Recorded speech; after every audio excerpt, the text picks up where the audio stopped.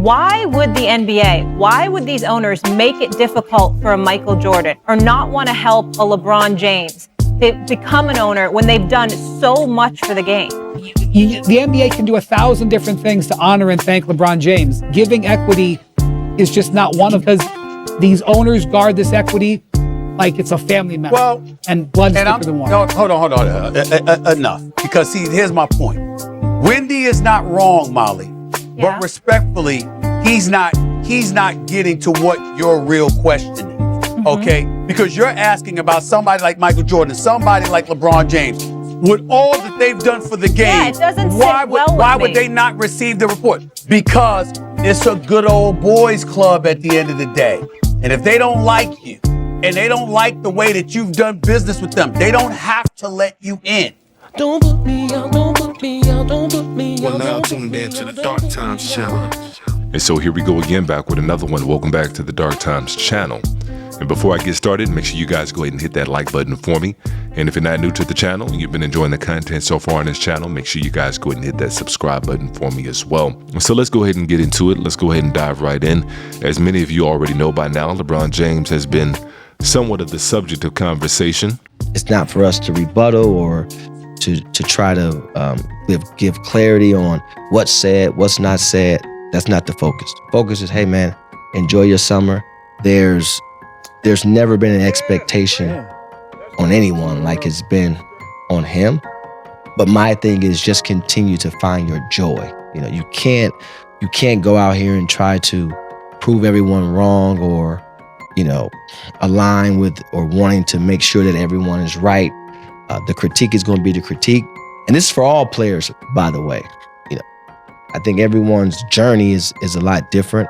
The success of some and the failures or the so-called failures of others, it depends on what lens you're looking out of. Especially since LeBron James decided to opt in and exercise his $52.6 million player option, putting him with the Lakers for the 2025-26 season and confirming that he'll be the first player in NBA history to play his 23rd season. And a lot of people are speculating, a lot of people are asking, why would he do that? If he's trying to win a championship and he's trying to compete for a championship and he wants to be in LA, why wouldn't he try to restructure his contract? Why wouldn't he try to help Luka out? Why wouldn't he try to help the Lakers out? Well, we got to rewind. And it's another episode of I Told You So. So if y'all stick with me for a second, allow me to go ahead and get deep here for a second. And it's really not even that deep. For some of y'all, it may be deep, but it's really not even that deep. It's really just the reality of things. It's really just how things work. Because back in January 18th, I dropped a video in which I outlined LeBron James was teaming up with Maverick Carter to try to start his own league. In a predominantly black sport, I don't have the percentage. I just thought people cared about diversity and inclusion and everyone having a seat at the table and trying to have some progress in that area. And this is telling me otherwise. They do, but not when it comes to controlling equity. When it comes to controlling equity in the NBA, nothing is more sacred. Yeah, so then you're still not giving up your power. Molly, Molly, what are you asking? Because you got to remember, Molly, listen, we can take it to social issues and things that affect us as a nation and how everybody was listening and everybody's ears were perked up, and we have to be sensitive. We have to eradicate some of the problems that have existed in this world. And that faded into the twilight, and then ultimately there was a return to the norm. When Wendy points out equity and the importance of that, what do people in positions of power want to maintain? Power. And anything that compromises that, they're not going for. Shortly after I dropped that video, in support of LeBron James, I'm always going to support somebody trying to start their own. Now, the reality of it, and it actually coming into fruition, that's a whole different story. But nevertheless, I supported the sentiment. But shortly after that, 2 weeks later, almost exactly 2 weeks later, what did the NBA do? What did the Lakers do? What did the Mavericks do? They traded Luka for Anthony Davis. Just like that, one of the biggest trades in NBA history. And by most people's estimations, it was one of the worst trades in NBA history, especially for the Dallas Mavericks. This is the worst moment in the history of my life. This is ridiculous. This is crazy, man. We went to the NBA Finals. Why are we trading the best player, the franchise player? How are we trading the franchise player? He went to the NBA Finals.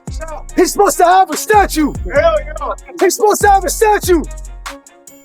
Dirk got a statue right there. It's supposed to be Luka right there.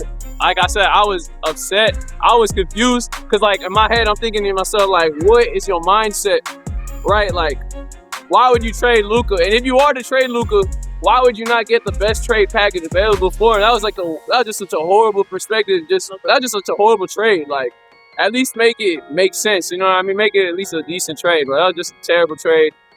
Hate everything about it. And then you fast forward a couple of months later, and the Dallas Mavericks wind up with the #1 overall pick and draft Cooper Flagg. Mike, you and I have talked about this. I am not a conspiracist, but if I were a conspiracist, I would sketch it out pretty much like this. The Mavs winning the draft lottery. I'm curious, because everyone thinks it's rigged. Oh my gosh, what do you say, Dwayne? What is this, man? What is going on? I don't know.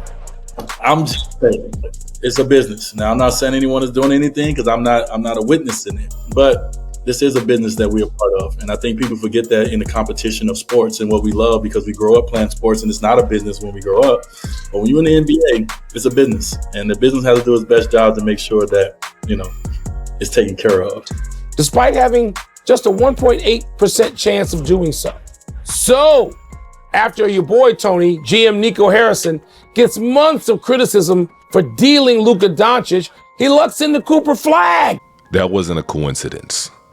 That was the NBA letting LeBron James and Maverick Carter know exactly what time it was. Because just looking at it from a business owner, I'm not even going to get into all the other angles and other dynamics of it. But just looking at it from a business owner, I'm paying you millions of dollars, $50 million to be exact. And you're the most notable star that we have in the NBA. One of the greatest players to ever play in the NBA. And you're talking about starting your own league? Are you insane? Is it insane? Insane? Crazy? And like I said, I'm just speaking from an owner's standpoint. I'm speaking from the commissioner's point of view. That's a no-no. That's too much power. That's too much power that you think you have, that you don't have. And now I got to show you that you don't have it. And so by the Lakers going out and trading for Luka, that was the end of it. And a lot of y'all disagree with me in the comment sections. I remember, and I got a lot of receipts. A lot of y'all said that LeBron James knew about this trade. He didn't know about this trade because if he knew about the trade, he would have never agreed to it. Because right now, for better or worse, Luka is the same player that LeBron James is at 40 years old. Now, if you're a Luka fan, you can take that as an insult all you want, but they're almost the exact same player. Both of them are going to give you about 30 points a night and flirt with a triple-double. They can do that in their sleep. But LeBron James, at this point in his career, he's really not interested in locking up and playing defense every night. And Luka's not interested in playing defense. So they're almost the same player. Both of them need to dominate the ball. And so I don't see how those two players coexist. I don't see how they operate. I mean, they can do it. Obviously, they went through half a season doing it, but it's not optimal. And so what that move was really about, it was about taking the power away from LeBron James for this exact moment. Because now the word is the Lakers are looking at trading LeBron James. 4 teams interested in LeBron. Tell us who they are and where this all came about. So the teams that I was told were Cavaliers, Clippers, Mavericks, and the Warriors. And they're interested, but there's a lot of work that has to be done before anything happens. As it relates to just the 4 teams that contacted Rich Paul, I'm told that those were the 4 teams that did reach out to him. And so right now, the word is that the Lakers have been contacted by 4 different teams within the NBA inquiring about trading for LeBron James. One of those teams is the Golden State Warriors. Another one of those teams is the Clippers. Another one of those teams is the Cleveland Cavaliers, one of his former teams. And then the other team is the Dallas Mavericks. And out of all those teams, I would probably say that the Dallas Mavericks are probably the least likeliest destination for LeBron James to end up at. And if I had to make a guess, I would probably say Cleveland would be a good destination for him. Number one, he would be in the East, and we've all seen how the East is this year, especially with all the injuries. And so that would be a good destination for him to try to win a ring and also do a farewell tour. And then I could also see him winding up with the Clippers. And if it's with the Clippers, he gets to stay at home and continue a lot of his different business endeavors I know he has around LA. And so I think that's probably the best fit for him. It just depends on how they're going to make the salaries match up, because you remember he did opt into that $50 million contract. And so they got to make the math work. Might even have to get several teams involved if they do indeed trade LeBron James. But those are my thoughts. So then anyway, let's go ahead and keep that conversation going on down below in the comment section, as you guys usually do. And I'm going to try to be as active in there as I can. And as usual, peace and chaos.